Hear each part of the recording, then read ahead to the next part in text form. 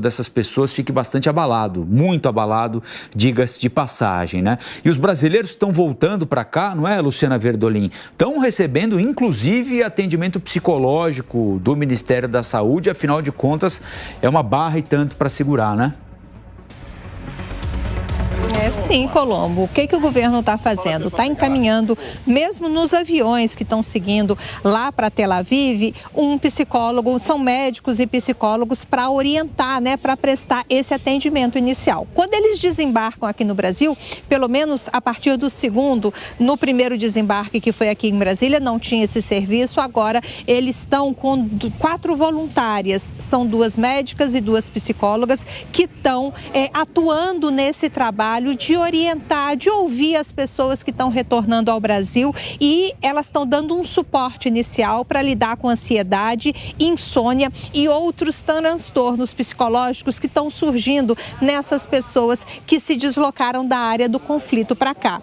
A preocupação hoje, além da questão do deslocamento daqueles 32 brasileiros que estão ali próximos à fronteira com o Egito, é garantir que eles tenham também um psicológico em dia. E o que a Embaixada Palestina, do Brasil lá na Palestina fez? Contratou uma psicóloga para dar um suporte para esses brasileiros que estão alojados ali próximos da fronteira. Esse atendimento é feito de forma virtual e está sendo realizado mesmo com as dificuldades de acesso à internet e também pelos cortes, né, de energia elétrica. Essa psicóloga, ela está prestando atendimento via até o WhatsApp para o pessoal que está lá naquele apartamento, naquela casa que foi alugada pelo governo brasileiro. O que o governo está explicando? Essas consultas é feita por uma psicóloga que é palestina, ela tem dado conselhos sobre como lidar também com a ansiedade, a insônia,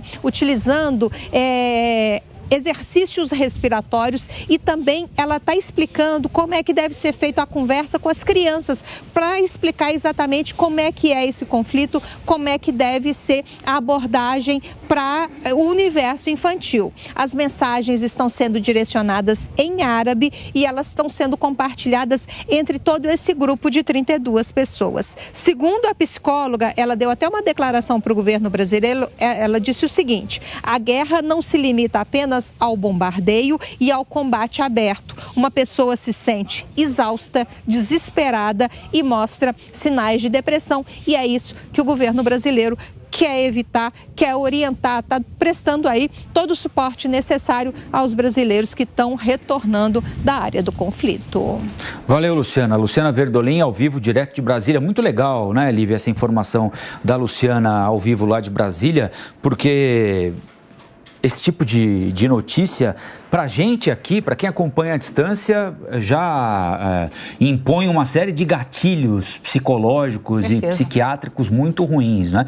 Imaginar, então, quem está metido nessa confusão toda, né? Sem saber o que vai acontecer, ouvindo sirene, gente que não está acostumada, né? Brasileiro, a gente está acostumado aqui com a violência urbana, né?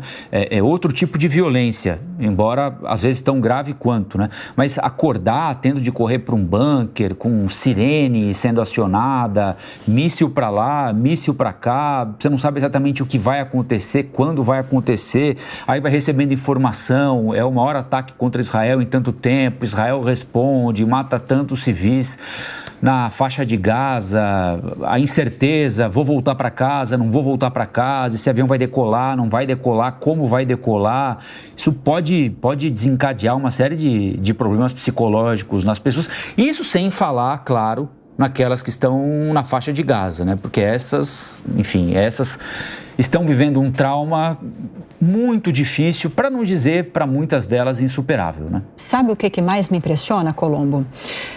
Obviamente que é uma situação terrível, só de imagina viver, como você está falando, uma família reunida num bunker, uma família unida fugindo da guerra.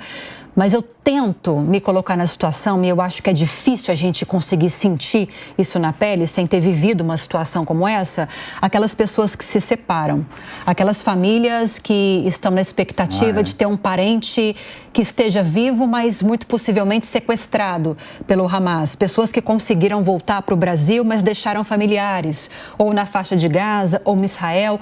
Eu não consigo dimensionar o sofrimento de uma família que, num momento como esse, que já seria muito difícil estando juntos, se separarem.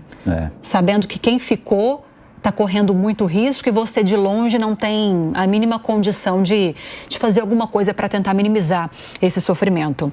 E desde o começo da guerra a gente tem enfatizado muito aqui o trabalho, inclusive, né, dos jornalistas que estão atuando para trazer essas informações para a gente, essas imagens que a gente mostra para você o tempo todo, imagens ao vivo da faixa de Gaza, as explosões que estão acontecendo, para quem, claro, está acompanhando a gente na TV e para quem nos acompanha na rádio, a gente também deixa muito bem contextualizada essa imagem ou contextualizadas essas imagens para vocês. A gente sempre descreve com muita riqueza de detalhes.